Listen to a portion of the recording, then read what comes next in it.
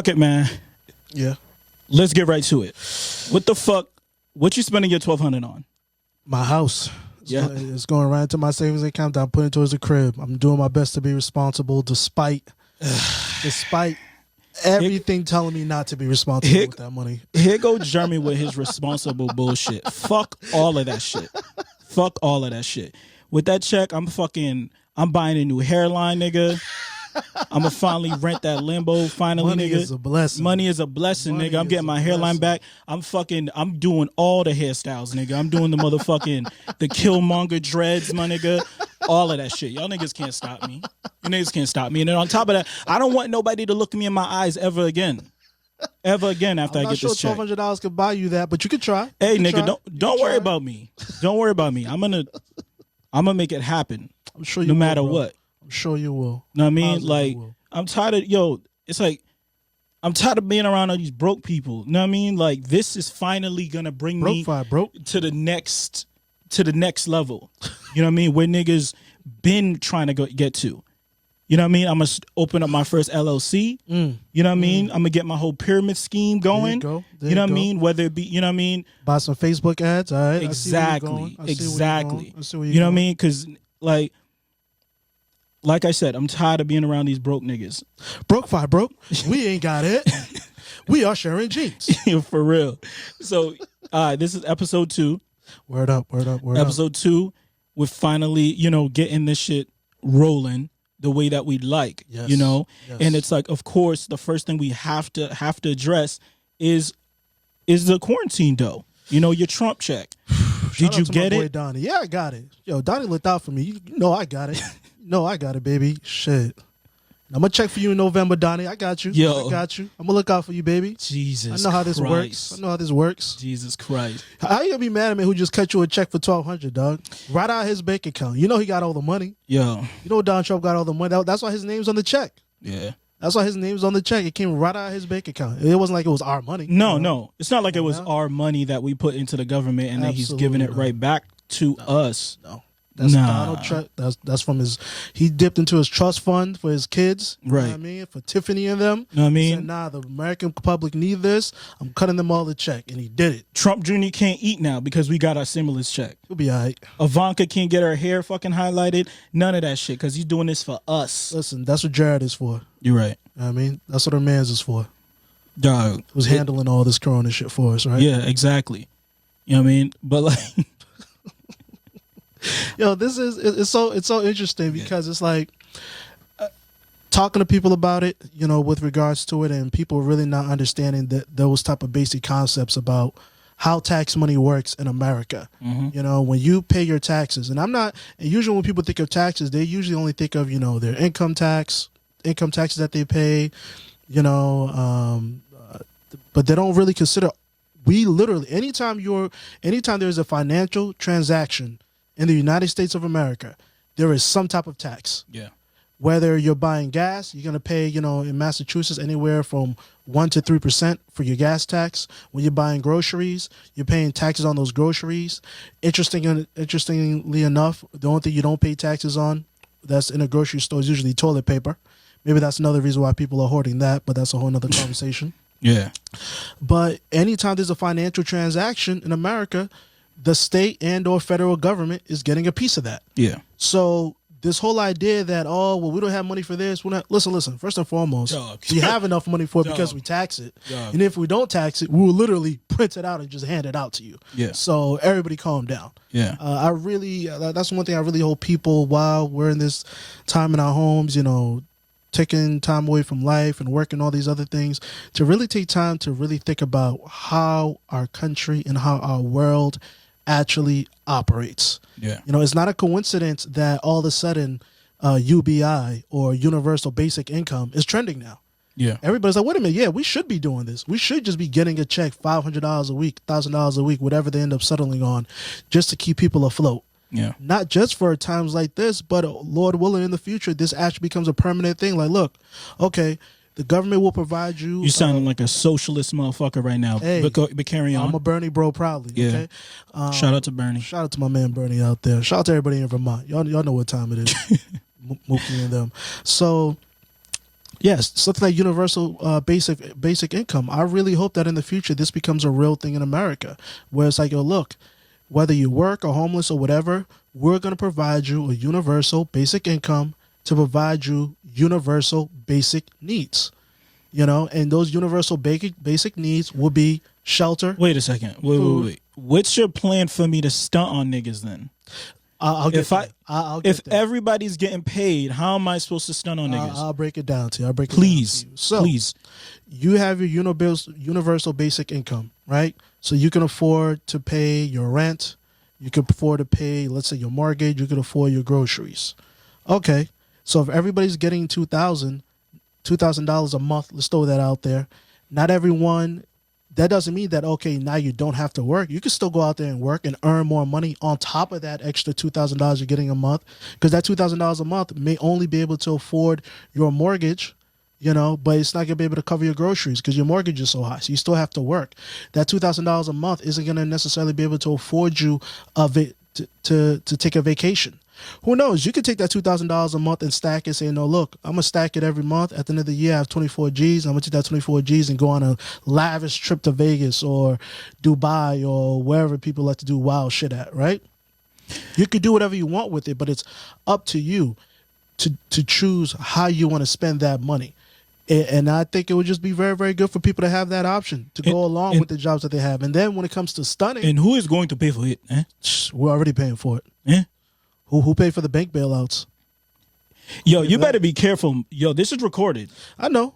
Jamie Dimon know who I'm at. Yo. We cool. He gets it. I want to move.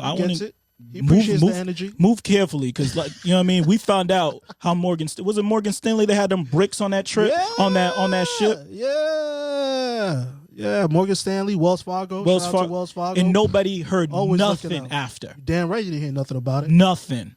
That's for the cartel boss to worry about.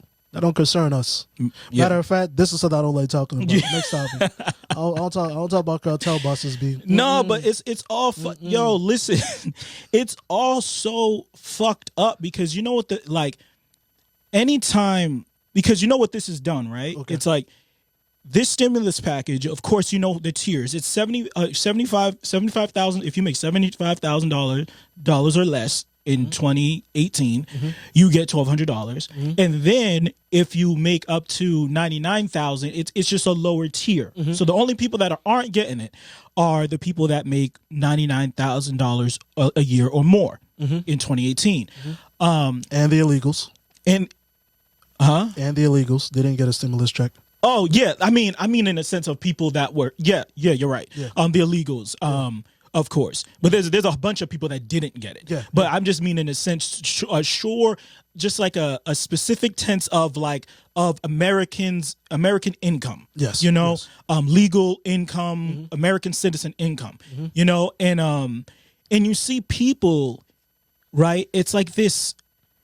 It's like they don't realize that they've been conditioned into this of just not really understanding how many people, because there was like a shaming going on, you know, of people that were getting the stimulus check, and like, because everyone wants to act like everyone makes over fucking $75,000 a year or 99,000. Like they want to throw out that. Yo, listen, I'm gonna tell you straight up, most people do not make more than $70,000 a year. Absolutely not. They absolutely do not. I think the percentage right now of U.S. citizens that make over $70,000 a year, I think it's like less than 10%. Sounds about right.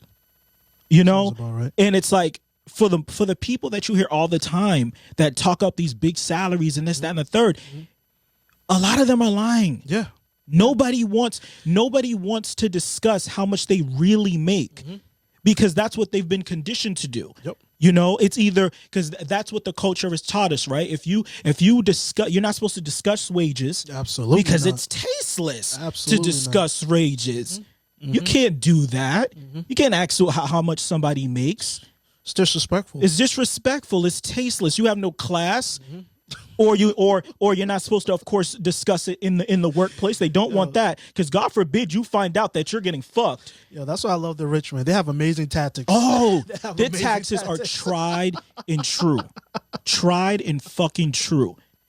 They when they don't miss. Yeah. They do not. they Oh, no, no, do no. not They've been miss. at this literally for For generations. generations. This is how you keep the working class, the working class, the poor working class. Yes. Because if you find don't call them out, poor, though. Don't call them poor. Oh, no, no, no. You can't Oh, call them- my they're fault, the my fault. working class, hard workers, excuse me. hard workers. Yeah, you're right. You're right. It's like they want you to not discuss your pay. They want you to be for obvious reasons, because if, like I said, if you find out that I'm doing this same exact job and Tom, Dick, and Harry are out here making more than me, then I'm gonna become disgruntled. Exactly. Right. And it's like they like to continue to like feed us, like they just feed us these bullshit ideals of pull yourself up by your bootstraps if you work hard. Because if you pay attention, like I say all the time, like, yo, if you pay attention to how American media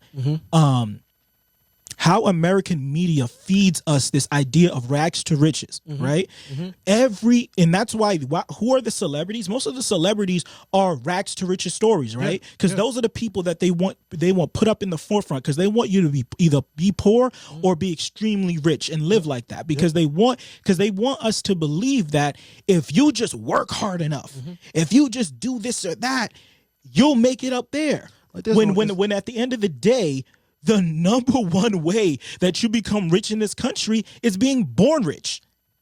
That is it. Yeah. For every one Beyonce or so what name whatever artist, music artist, actor, or this, that, and the third. Athlete, especially, I don't know why. Athlete, number, for every LeBron James, there's 3,000 John Newkirk the Fifth. Yeah. You know what I mean? Like that random name you found. Yeah, like I'm just trying to lay, that's a Harvard legacy somewhere. Harvard, Stanford, Yale, one of them. You know, and it's like they want us to keep thinking like, yo, that's the way that you're gonna make it. You know, when it's all a bunch of bullshit. The game is rigged, and you know, and in the way that they keep us down is to keep us going against each other, keep us lying about our wages, so no one really because everyone's either you're embarrassed to say how much you do make, because it makes the people around you look at you different, or you're embarrassed like if you make a lot, I mean, or you're embarrassed because you don't make enough. Yeah. So that's what keeps everybody quiet. You know? And it's a beautiful game. They've been doing this shit for years, man. Yeah. Don't call it a comeback. Like it's insane. And it's like you got these people like, and I love what I love to see is like I see these black people on social media. It's like making jokes about this shit. Or it's like, oh, y'all are mad in for this, mad in for that. And it's like, yeah, they should be. If you're getting the $1,200 or the more because you have kids, you should be getting it. Yeah. That's what the country's saying to you. Yeah. You should be getting it. You shouldn't feel any way about it. And if you are one of those people that don't get it, and because you make a lot, you should be grateful. But on top of that, like, understand that there's still a glass ceiling for you as well. Exactly. That's another part of the narrative as well when it comes to money in our society. People, despite the fact that you could be making, let's say, over $100,000 a year, that doesn't necessarily mean that you're still not living paycheck to paycheck as well. Because if you live in Boston, $100K. Listen, that's $100 barely. You still got a roommate. For real. If you want to live in a place that you felt like a person that makes $100K should make, you want to live in Seaport. I can literally rattle off any neighborhood in Boston now because shit is getting so fucking ridiculous. But yeah, $100K ain't gonna get you far. Nope, it's not. Nope, you still eating ramen on day 6. You know what I mean? Like, that's a nice cushy income if you want to move outside the city or something like that. But and then if you add on children, expenses, et cetera, that $100K gets tight real quick. you know, unless you have some outside income. But yeah, that's my little thing. Well, you know, just to wrap that up real quick, when it comes to $1,200, in all seriousness, people need it. Hopefully that's enough for you to continue to hold on to whatever you're trying to hold on to right now. Again, this is a time for people to take advantage of their opportunity to do certain things. You got that $1,200 check in your hand. One of the first things you should do before you even go deposit it is call your local representative. That means your state congressman, your state senator. And once you get off the phone with them, call your federal congressman and your federal senator. And what you say to them is, hey, thank you for the check. When am I getting the next one? Yeah. That's what you need to say to them. Yeah. Thank you for the check. Because every when am I getting every the next week one? these motherfuckers are bringing the word. Oh no, things should be get better by May, April, June, July. No, September. Yes, this should be. No, and then by winter time, winter comes, they're saying like, oh, this is gonna come back. Yeah. When flu season rolling. comes back, it's gonna. But luckily, hopefully we'll be more prepared next time. Yeah. But it's gonna come back. We'll be more prepared. We'll be more Yeah. prepared. But yeah, like seriously, the people need to take that check, you know, do what they're going to do with it, but make sure you call your local representative and say thank you. I appreciate your work on this. But in all seriousness, when are we getting the next one? Yeah. What else are you guys working on to make sure that we're whole? Because that's the thing people need to really, really remember. Like,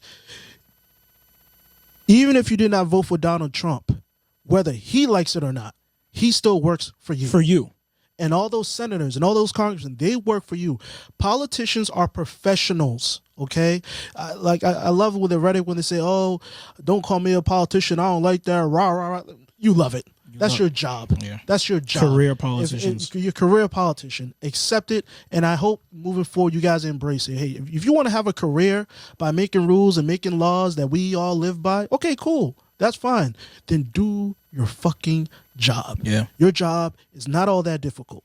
When your citizens are having issues that falls into your realm of solving, your job isn't to necessarily find a job for your citizen, but your job is to make sure that there are jobs available for your citizens. Yeah. Your job is to make sure that your citizens are properly educated to get certain jobs. Like one of the biggest issues we have in our job market in America, and this was before Corona hit, is so many American citizens are not trained for better paying jobs. Yeah. Specifically jobs in the most fastest growing, most lucrative industry, the tech industry. Yep. STEM. You know, STEM. You know, this is the time where, you know what? Kids are working from home. Kids are no longer in schools, in the buildings. They're doing schooling at home. This is also a time to start changing the curriculum. Yeah. What do we prepare? Listen, the first. Yeah. Why from if they can do this, 1950 why do the kids have to, well, granted, we know because of childcare, et cetera, and kids, but why do we need 5 days at school? That's another part of it as well. Like back when the school systems first got organized in this country back in you know, the late 1800s up until like the 1950s through today. What people don't understand is school was meant to teach kids, educate kids to basically go into factories and to work. Because that's what all the jobs were. Now all the jobs are in tech and STEM. When are we going to finally make that pivot to educate the children of today for the jobs of tomorrow? Right. This, again, is one of those opportunities. So after you speak to your local congressman and your federal congressman and your federal and local representatives, call the people on the school board. Okay, what are you guys doing about the curriculum when we do go back into school like that? What are we doing to address some of these issues? Because my kids are home right now, and they're driving me crazy. Well, I ain't got no kids, but shout out to them people out there who do. Shout out to y'all, because I know y'all Remember, are going y'all made that fucking choice. nuts. Y'all made that choice. Y'all stop. So anyways, now seriously though, like contact your school board and say, "Oh, look, I've had my kid at home now. I'm seeing the type of work that he's doing. What are you teaching him in school that's going to prepare him for the economy of the future?" Yeah. And just ask them and have a conversation about that. Don't come in there with some energy barking at them. No, just have a nice, serious conversation about, look, what is the plan for you to educate my child that I send off to 5 days a week to be educated, that my tax money pays for? What are you going to do to actually prepare them for the future now? Yeah. You know, and again, this is the time for people. You have the time now. You have the time. Yeah. There's no such thing as not having the time. Not right now. Not the times we're living. You have the time. You're home. You're with your family. You're around each other more often. You know, and shout out to all those attorneys, those divorce attorneys gonna be getting those $1,200 stimulus checks too. For real. That's gonna be the number one investment that will come out of this. directly, because at the end of the day, this stems even more fights, because it's like wait, it's not just a $1,200 stimulus check, it's a $1,200 plus the $500-$600 for each kid and all that other shit, and just leading into more arguments. But we're not divorce lawyers, don't take our advice, but I mean, if the time I know is a few right. good ones. I know a few good ones. Holla at me. I got you. But you don't pay for that shit. Hold up. So yeah, you got these niggas like, they're taking our money to give it back to us, then to take it and then again to give it back. Like they're doing us a favor. Don't think too hard about it. It's part of the cycle. Shout out to the Fed. Great job, guys. Great job. Federal Reserve. Great job. All right, let's talk about Obama, man. Barry OB. You know what I mean? He took his time out. We haven't seen that dude in like the ultimate politician since I don't know when. I don't even know when. Yeah, he came out to endorse Joe Biden. What are your thoughts? In all honesty, the first thought that came to my mind was Creepy Joe.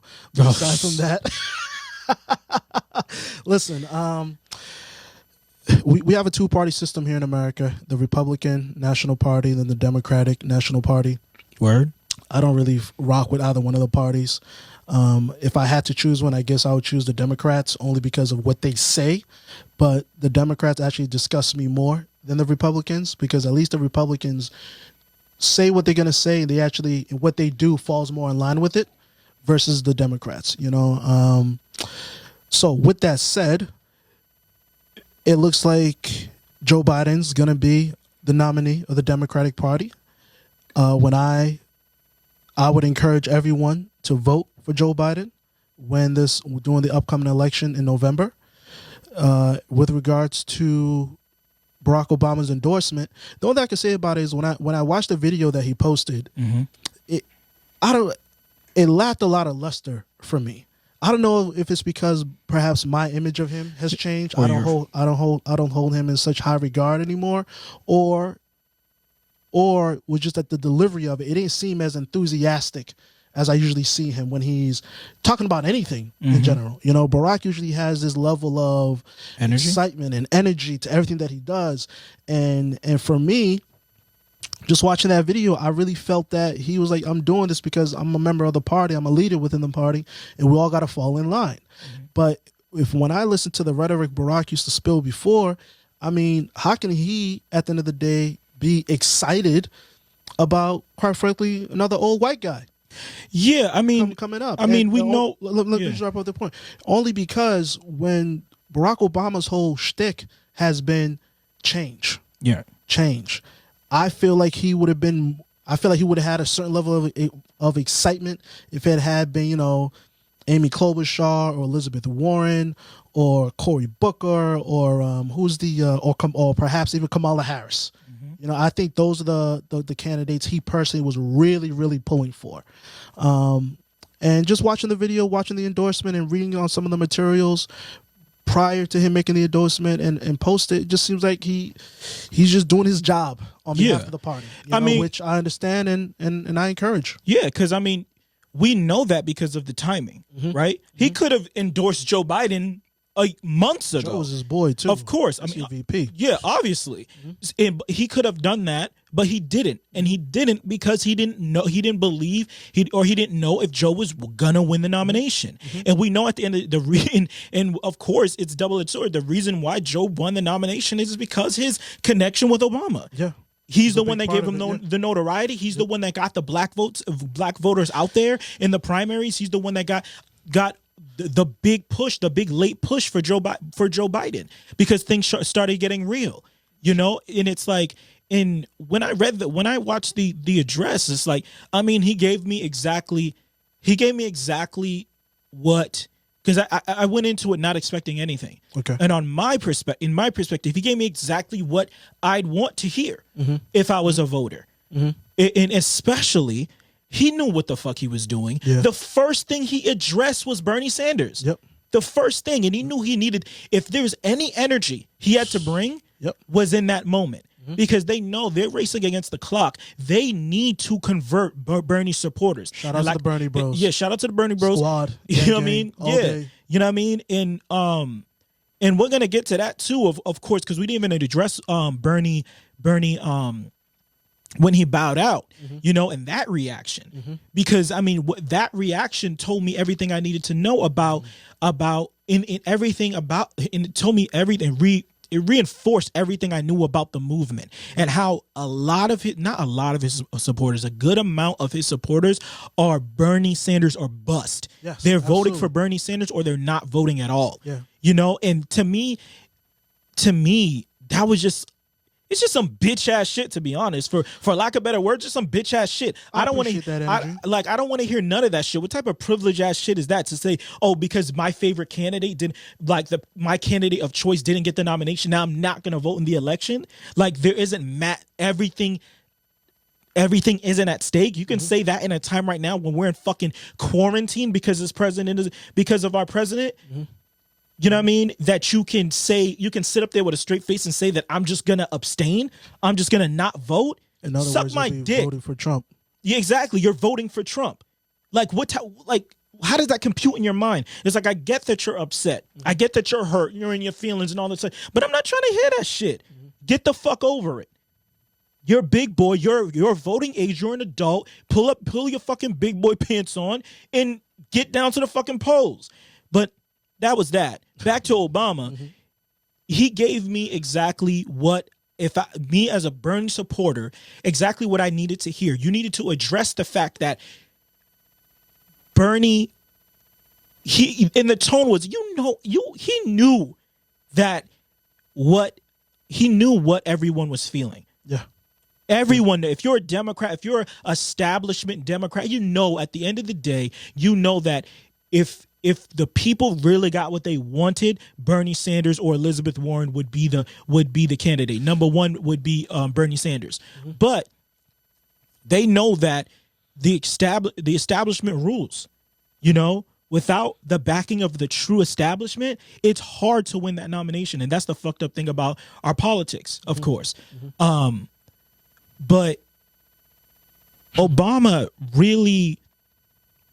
Yeah, to me, I watched like, I think 7 of the 10 minutes, because after a while it was just kind of like, oh, all right, your politics talk, your rah-rah bullshit. Yeah. But you had to, it was only 10 minutes. It felt like it was 20. Yeah. Seriously. Yeah, because I watched the whole thing. It really felt like 20, if not 30 minutes to me. Yeah. Because I'm such a, when it comes to politics, I'm all about, it isn't just what they say, it's how they say it. You know, that really, really matters when you're keeping an eye on those politicians. You know, it's what they say, how they said it, and if not most importantly, when they said it. Because timing, like, is everything with these people. Yeah, it's everything. Just like when you said at the beginning, like, look, Barack could have endorsed Joe, you know, way earlier. You know, it would have been perfectly justified to do so. And expected. And then if Joe lost, he would have been fine to pivot and support whoever else won. Yeah. But him not supporting Joe told me everything that I needed to know. Yeah. He did not support him. He did not endorse anybody before the race because, first and foremost, Barack recognizes he needs to protect his own brand. Yeah. Branding. I am the former president, and not just your typical former president. I'm the first and only former black president. So everything I say, everything I do, basically needs to be perfect. Yeah, above I reproach. can't take any chances. Yeah, he So can't I'm take gonna sit another back. L. Yeah, absolutely. He can take an L in the general election, but he Absolutely can't take a L supporting somebody in the primaries. Absolutely not. Nah. Absolutely not. You can't do that. But the only thing I found very interesting about the primaries, and in terms of how he was operating, and it makes me feel that he was really pushing for Elizabeth Warren behind the scenes. If for anybody, if he was pushing for anybody, we're just looking at Elizabeth Warren's staff. Yeah. You know, after I think it was after the second or third debate, she had a lot of new staff that was added onto her team, and a lot of former Obama people. Yeah. You know, not former Clinton people, not Biden people, no, former Obama people. And And when you're getting Obama people, that means you're getting Obama money. Meaning people who support him financially and donate to him and his campaigns. He gave you those contact informations, gave you a good referral, and you got some money from his people as well. You know, because that's how the money goes in the political game. But yeah, his endorsement, it was expected. I think again the energy he brought to it for me, it was questionable. It was just questionable. You know, but again, like I said, I don't know if I was reading it wrong just because I don't hold him in the same light that I held him in the past, or it's because he just wasn't that enthusiastic about the fact that Joe Biden looks like he's going to be the nominee for all intents and purposes. Yeah. But technically speaking, Bernie Sanders still in the race, still collecting those delegates. So we shall see. Yeah, like we shall see. I honestly, personally, I want this shit. I like, and that's what I left with. I want this over. Yeah. I want this over. Mm-hmm. It's done. Mm-hmm. In my eyes. Yeah. Bernie's done. Mm-hmm. Elizabeth's done. All of them are done. They ran their race and they lost. I, above all, it's not about, for me, it's not about who on the Democratic side wins the nomination. We need to win the election. Fact. That is the only thing on my mind. I don't give a fuck. I've already said, I said this before. Like, I am going to vote for whatever Democratic nominee wins the nomination. Listen, and at this point right now with Trump, to call what's going on right now a fumble would be an understatement. This is a pick six. This is a pick. This is the Brady pick six in the Super Bowl against Atlanta. Like him leaping for homie's leg. Like it's bad news. No, it's worse. It's the Peyton Manning fucking pick six against the Saints. When Porter picked him off and brought it to the house, like, and we knew the game's over. You know what I mean? We like shit. We have too much at stake, and we need unity. With Trump fucking up the way that he's fucking up, this is all that's leaving it. We should not be fighting. Absolutely. When your enemy is, you see him fucking up, like, why are we fighting to see who's gonna deliver the death blow? Yeah. No, we need unity right now. Well, we can do all of that other fighting shit after. But we need Biden to be the nominee because he's gonna bring the voters out. We need Sanders to be the VP because the difference between Warren and Sanders is because I feel like Sanders supporters, Warren supporters, they're pissed, they're all that other shit, but they talk about staying in your feelings. But they will not sit it out. No, Warren supporters won't sit out. They'll be pissed. They'll be this and all that. But they will not sit out. Bernie Sanders supporters, not all of them, some of them, a good amount of them, will think about sitting out. And we cannot have that. We cannot make the same mistake we made in 2016 when Hillary picked that motherfucking no-name dude out of nowhere that no one fucking knew, when everybody was like, y'all need to fix this shit, put Bernie on the ticket or some shit like that. And she went with that no-name motherfucker Tim Kaine. No, who's seen Tim Kaine since? Listen, who's seen him before? My point exactly. So, and that's the way that this shit needs to go, in my opinion. Unity, Biden, Sanders ticket. I know. I promise you. I wish Elizabeth Warren was on the ticket. I wish that we had our first woman VP. Not the person. The reason I don't is because, listen, man, you got to listen to the people. As far as I'm concerned, you put Elizabeth Warren on that ticket, you're picking a loser. She's already lost. She's already lost. Well, Bernie's lost too. Yeah, he's lost too, but he had a true chance to actually win. The moment for me that it hit, okay, Elizabeth Warren truly never even had a chance in this campaign is when she lost Massachusetts. Yeah. Your own people didn't vote for you. But by that time, I already thought it was over for her. But then another point too about Bernie lost, but it's like, take it how you want it, but I'm gonna put it to you this way. Bernie lost, but Bernie Sanders was like a black man in America. He was targeted to lose.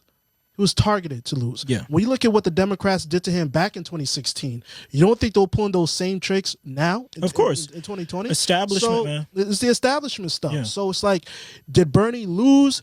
Technically, he lost, yes. But by no means is Bernie a loser.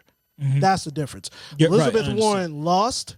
Yeah. And as far as I'm concerned, Elizabeth Warren is a loser. Yeah. She pivoted. She went from someone who was talking about not UBI, but universal health care, one-payer system, et cetera, et cetera. And then, of course, once she got those Obama staffers on her team and got some of that Obama money, she started to change her tune a little bit. She wasn't so rah about it as she was in the beginning, as she was about it when she became our senator here in Massachusetts. You know, so that political move, again, it told me a lot about her. Like, you're not in this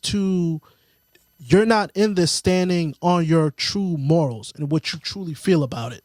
And that's why you lost, because people can sense that from you from jump. Yeah. And then once you made that change, people are like, yeah, that's what we expected. My goodness, Bernie Sanders been sitting out here for well over 30 plus years. Yeah. 30 plus years.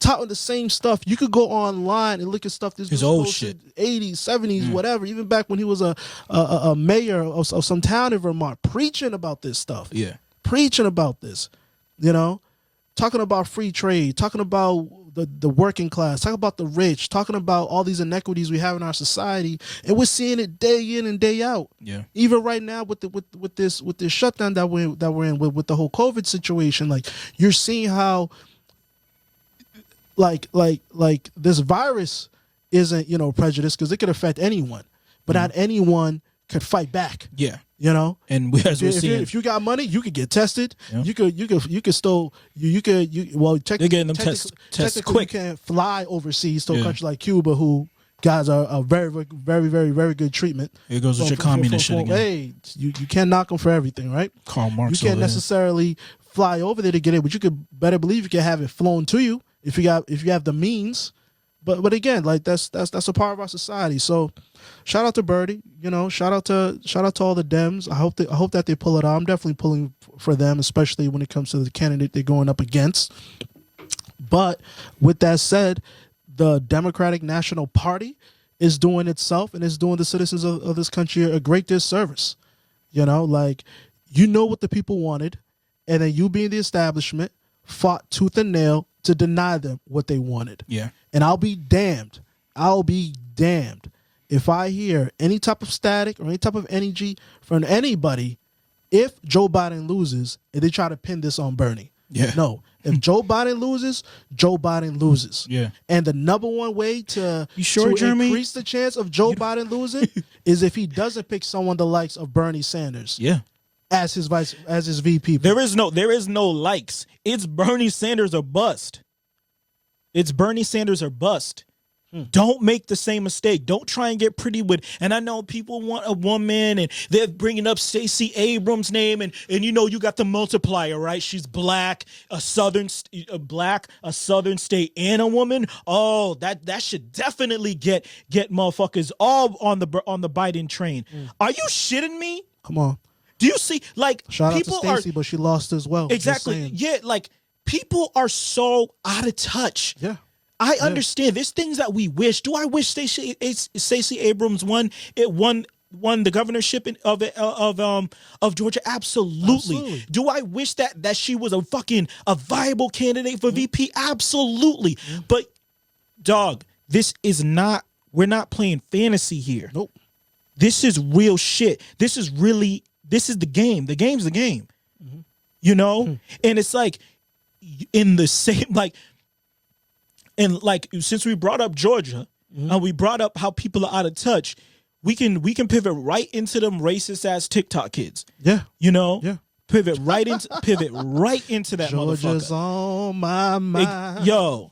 Georgia's on my mind. Dog. Shout out to Ray. Like, you see what these kids are doing during fucking quarantine? Listen, man. Yo, listen. Yo. Like, you want me to read the apology? Yo. If y'all don't know, let me just do it. If y'all that don't know, the TikTok fucking all the TikTok viral like trends and shit like that, right? When they're not doing the 2C slide or the fucking the motherfucking that fucking what was the song? The motherfucking the Ty Dolla $ign song, the fucking slide to the whatever the fuck that shit was, right? Okay. There's another trend of like when they like throw ingredients into shit, right? And these two white children, Hey, Yakubians, get it correct. got together. These two white children got together and decided to make a nigger in their bathroom. So, Did they remember to add the crown? yeah, no, of course not. Convenient. Convenient. Yeah, so of course that shit it gets put up on TikTok. Shout out to the other young white girl that went to the school. I'm gonna give white people their props Yeah, they're checking themselves right now. exactly Yeah. they called out the racism. That young girl, shout out to her. I don't know your name, but shout out to you for calling it out. She screen recorded it, put it up like, yo, look at what these dudes what they're doing at my school. Yep. I think her quote was, "Come see how racist the kids are at my school." Exactly. So she's calling in it out for real. Yeah. Charlton, Georgia. Yeah. So yeah, she called it out. You got the teachers out there. Did you see like some of the people, some of the other kids were like sending out screen caps of the teachers, like reaching out to the kids directly to take it down, to asking it that the principal is asking to take it down. Yep. Number one, fuck them teachers, fuck all of them. You fuck the teacher, the principal, all of them for making them.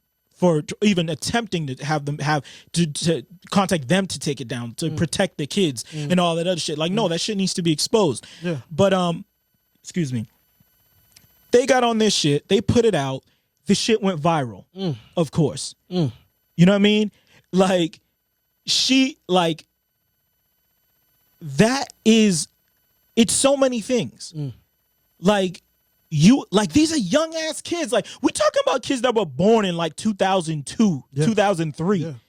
Yeah. Like they still make those kids. Listen, man, shockingly enough. Exactly. And it's like people, and I know we live in Boston. We live on the East Coast. It's supposed to be some liberal ass fucking haven and all this other shit. And in comparison, it is. But it isn't. But in comparison, it is. Yes. Because you got these people don't know like that. There's so many people that live in that part of the country, and that isn't some. What do you think has happened to those kids to be so racist? Has some black person taken their job? Has some black people robbed them? No, all they're doing is based off of the shit that they learned from their parents. They have no real world experience with black people that should have some adverse motherfucking racist ass opinion on black people. No, it's all shit that they've seen and all shit that they've heard. And they're still creating. Shout out to the media. The media, exactly. Shout out to their fucking racist ass parents feeding them that bullshit and all this other shit. And then we leave with that shit. Like, what type of shit is that? Like, can you imagine is that like a white person's like worst nightmare? What? It's like you wake up in the morning, you find out like you got 1,000 messages about your kid making some racist ass TikTok. Your kid's getting killed on the internet. That's got to be like the biggest white nightmare in 2020. Yeah, that and second would probably be if your kid came home with a nigga. Exactly. That's actually number one. Hi, daddy. Yeah, because Trayvon. Right, exactly. You know what I mean? But I love it. Yeah, but like it's. Yo, but you said you had the apology. Yeah. I got it queued up right here, baby. Let's go. Let's hear this fucking apology. Let's go. I'm gonna put the apology up right here so everyone can see this fucking apology. I'm just reading it and laugh at the same time. All right. Yes, please. This is just one snippet of her apology. I'm not gonna give her the service of reading the entire apology. If you want to read it, you guys know how to. You got Google the things. internet. You can find it. You got the interwebs. All right. So, and it's what a coincidence. Her last name is Freeman. Yeah, man. Yeah, man. What a coinky dink. Steph Freeman. But I digress. Stephanie Freeman posted, "I want to apologize for the abhorrent video I posted. I know in my heart how wrong it was. My boyfriend is racist and he slowly normalized his racism on me. Still, hold for applause. Still, I should never have let him. I believe blacks are human too, made in the image of Christ. I have disappointed God and I want to apologize. Please don't contact my college. Oh. It's my future, and one mistake should not ruin a life. Also, please stop with the death threats. Again, I apologize. Sincerely, Steph. Oh my. Now, here's one thing I will say. Yes. I will say, please do stop with the death threats. I don't want this girl. I don't want this Yes. girl to actually be killed. I want her way of thinking and behavior to die. Yeah. I want that to be killed. So, in the meantime, if you want to contact her college and let her know, I don't object to that. I don't object to that. I don't object to that at all. Listen, my name is Paul, and that's on y'all. If y'all want to do that, my name Bennett, and I ain't in it. Go ahead, do your thing. Do your thing. It's at your will. What is Hold it on, like? hold East on. Georgia, some shit. West break, Georgia. Let's break down our favorite lines for this, okay? First, let's go to the line that had you busting out and laughing, okay? Yo, My boyfriend is racist, and he slowly normalized his racism on me. my nigga. That's a bar. That's a bar, my nigga. Who wrote that? Who wrote that? Whoever wrote that needs to be in a versus battle right now. Way to lean in. That's Way to a lean in. bar. He normalized his racism on me, me. my nigga. If that ain't a white women like protection response, if listen. I've ever heard it in my life. Way to take responsibility. Oh all I gotta my say. God. I feel like her Way to mom, take a responsibility. veteran, had to write that. A vet had to write that shit. I don't care what nobody says. Like, so it's like, number one, there was no apology directly to black people. No apology, right? Because that's how they do. It's like I'm not sorry about offending black people. I'm mad at the reaction that I'm sorry about the reaction that I got that's gotten my fucking parents all up in a tizzy. She denies she's racist. How do you deny you're racist when who wrote nigger on the piece of paper? Cut it up and then wrote the associated attributes. Who wrote that?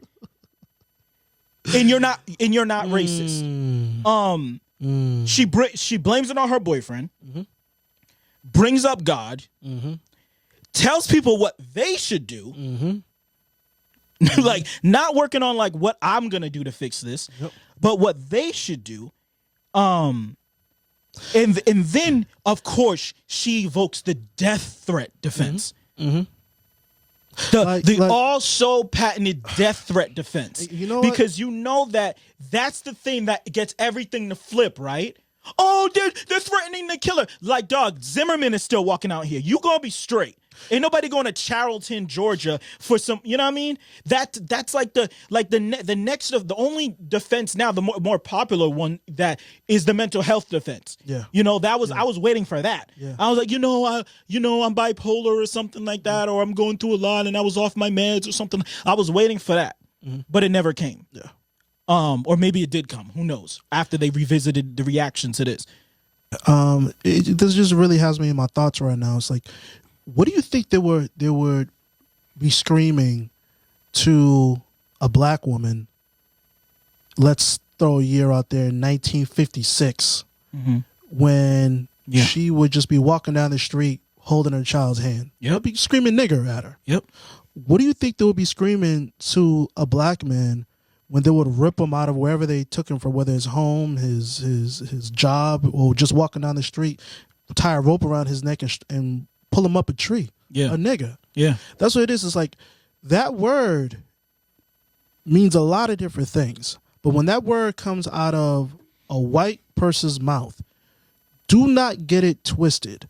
For them, they know that's, for them in their mind, that's the ultimate phrase they can use to insult you, to embarrass you, to demean you, to make you feel less than. Yep. That is what they're trying to do. When they made that video, they didn't say how to make a coon, how to make a darky, how to make whatever. How do you make a nigger? A nigger. How do you with the make hard that? R? The hardest of us. The hard hardest R. of us. Okay? So again, and There was you none of put that. this There was video out there was there. none of that. Oh, how can we can say it in a rap song, but we can't say? All those people were quiet. All those people were Crickets. quiet. Crickets. So, you feel bad for whatever reason you feel bad about it for. Lord willing, you will grow from this. But another aspect of this is when these people get caught up, they immediately they use the God card. Mm-hmm. They use the God card. Where was God when you were writing that skit? Yeah. Where was God then? Like, oh, you believe too, they're made in the image of Christ. How convenient. Where was that thought process when you recorded that skit? I believe blacks are people too. Is that what it was? Is that what it was? Yeah, I believe blacks are people too. There's buzzwords. So Anytime a white person uses the term blacks, Mm-hmm. you know already Come on. how they feel. Come on. Already. Come on. The Like blacks. that shit is a dog. That ain't no dog whistle. Mm-hmm. We hear it. We hear it. We right here. My boyfriend is racist, And she threw my man. normalizes She threw homie racism under the on bus. me. I bet you. I'll be pleasantly surprised if he apologized. Yeah, nah. I'll be pleasantly That's the surprised. thing, though. That's the thing. It's like I haven't heard nothing from homie because at the end of the day, when white dudes are racist, they be standing in Oh, their they shit. stand on it. That's why I respect it. And it's like I can respect that. I'm way more motherfucking offended by that shit By the apology, yeah, than I am the fucking video. yeah. Same here. It's like Amen. it's like I know people are racist. I know people are racist. That TikTok didn't do nothing for me. It's that fucking response. It's like you're mad. You're so out of touch. I believe blacks are people too. You think so? Please don't contact my college. It's my future, and one mistake should not ruin a life. Oh boy. That's another line of okay. Let's the line I want to hop on there is the one mistake should not ruin a life. I agree with you. One Yeah. mistake absolutely should not ruin a life. I agree. How many times have you said nigga before that video? Yeah. If that girl was sitting right next to me, I'll ask you, how many times you say nigga before that video? That was her first time? Yeah, that's crazy. That's a crazy coincidence. The first time you said nigga. She popped her nigga cherry on TikTok. Oh, man, that's crazy. You put it on me. Crazy. That's so... Hun, I'm sorry. I'm apologizing to you now. That's not fair. The first time you say nigga and this is all the shit you get. And you My get expelled from goodness. high school. Can't go to college. Life isn't fair. Unfair. Damn. Yo, I'm it's, ready to digress. I'm done with this shit. dog, no. Because, I mean, that's it, man. At what jump? And the funniest thing, the most ironic thing is that one of them fucking things in the video was black people don't make good decisions. At what point? And it's like they had mad production. She's like, and I heard like the second part of the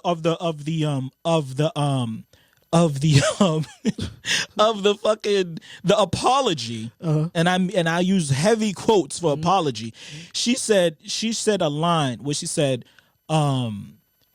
imagine being just a teenager and you make little teenager mistakes, and now you're viral on it. That's a little teenager mistake.